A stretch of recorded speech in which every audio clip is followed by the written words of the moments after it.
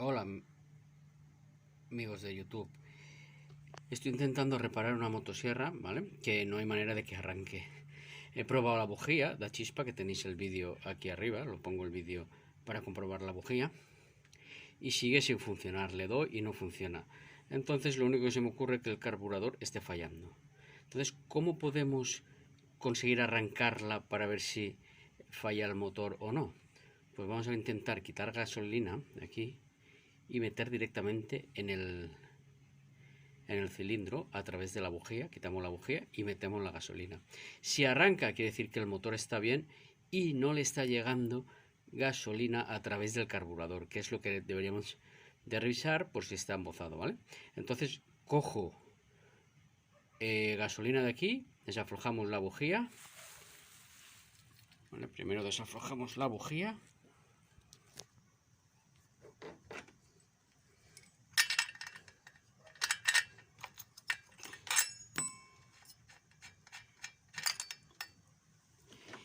Y le echamos gasolina. Podemos hacerlo con una jeringuilla, quitándolo del depósito o si tenemos alguna garrafita. Y si no tenemos una jeringuilla, podemos coger un tubo como este, de un bolígrafo utilizado, introducimos el depósito, cerramos y sacamos. Y la tiramos directamente a lo que es el cilindro. ¿Vale? Vamos a proceder. Bien, procedemos a coger gasolina, hay que taparle el agujerito este que tiene aquí. Y cogemos. ¿Vale? A veces cuesta un poquito porque estoy grabando y al mismo tiempo lo hago. ¿Vale? Ya tenemos gasolina. Y ahora la introducimos en el pistón.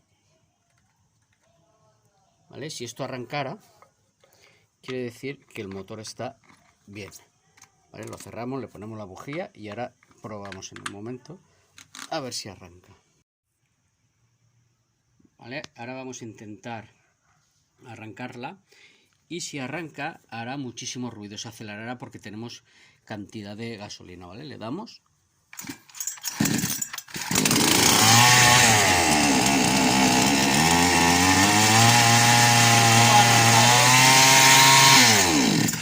¿Veis cómo ha arrancado inyectándole lo que es gasolina en el depósito? Quiere decir que el motor está bien y no le está entrando gasolina a través del carburador. Por eso hay que revisar ahora el carburador.